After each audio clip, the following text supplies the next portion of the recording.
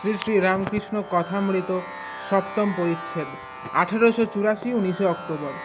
শ্রীরামকৃষ্ণ সংকীর্তনানন্দে। ত্রৈলোক্য আবার গান গাহিতেছেন, সঙ্গে খোল করতাল বাজিতেছে। শ্রীরামকৃষ্ণ প্রেমে উন্মত্ত হইয়া নৃত্য করিতেছেন। নৃত্য করিতে করিতে কতবার সমাধিস্থ হইতেছেন। সমাধিস্থ অবস্থা দাঁড়াইয়া আছেন, স্পন্দহীন দেহ, স্থির নেত্র, সহাস্য বদন, কোনো প্রিয় ভক্তের স্কন্ধ দেশে হাত দিয়ে আছেন। আবার ভাবান্তে মত্ত মাতঙ্গের ন্যায় নৃত্য, বাহ্যদশা প্রাপ্ত হইয়া গানের আখর দিতেছেন। নাচ মা ভক্তবৃন্দ বেড়ে বেড়ে, আপনি নেচে নাচাও গোমা। আবার বলি, হৃদিপদ্মে একবার নাচো মা, নাচো গো ব্রহ্মময়ী সেই ভুবন মোহন রূপে। সে অপূর্ব দৃশ্য, মাতৃগত প্রাণ, প্রেমে মাতোয়ারা সেই স্বর্গীয় বালকের নৃত্য। ব্রাহ্ম ভক্তেরা তাহাকে বেষ্টন করিয়া নৃত্য করিতেছেন, যেন লোহাকে চুম্বক ধরিয়াছে। সকলে উন্মত্ত হইয়া ব্রহ্ম নাম করিতেছেন। আবার ব্রহ্মের সেই মধুর নাম মা নাম করিতেছেন। অনেকে বালকের মতো মা মা বলিতে বলিতে কাঁদিতেছেন।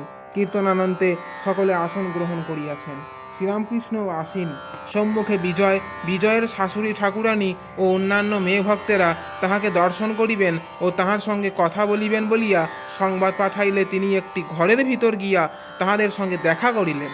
কিয়ৎক্ষণ পরে ফিরিয়া আসিয়া বিজয়কে বলিতেছেন, দেখো তোমার শাশুড়ির কি ভক্তি, বলে সংসারের কথা আর বলবেন না, এক ঢেউ যাচ্ছে আর এক ঢেউ আসছে।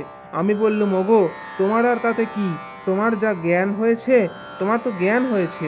তোমার শাশুড়ি তাতে বললেন, আমার আবার কি জ্ঞান হয়েছে, এখনো বিদ্যা মায়া আর অবিদ্যা মায়ার পার হই নাই। শুধু অবিদ্যার পার হলে তো হবে না, বিদ্যার পারও হতে হবে, তবে তো জ্ঞান হবে। আপনিই তো ও কথা বলেন। এ কথা হইতেছে এমন সময় শ্রীযুক্ত বেণীপাল আসিয়া উপস্থিত হইলেন। বেণীপাল বিজয়ের প্রতি, মহাশয় তবে গাত্রোত্থান করুন, অনেক দেরি হয়ে গেছে, উপাসনা আরম্ভ করুন। বিজয়, মহাশয় আর উপাসনা কি দরকার, আপনাদের এখানে আগে পায়েসের ব্যবস্থা, তারপর কড়ার ডাল ও অন্যান্য ব্যবস্থা। শ্রীরামকৃষ্ণ হাসিয়া, যে যেমন ভক্ত সে সেইরূপ আয়োজন করে। সত্যগুণী ভক্ত পায়স দেয়, রজগুণী ভক্ত 50 ব্যঞ্জন দিয়ে ভোগ দেয়, তমগুণী ভক্ত ছাগ ও অন্যান্য বলি দেয়। বিজয় উপাসনা করিতে বেদিতে বসিবেন কিনা ভাবিতেছেন। জয় ঠাকুরমা স্বামীজি।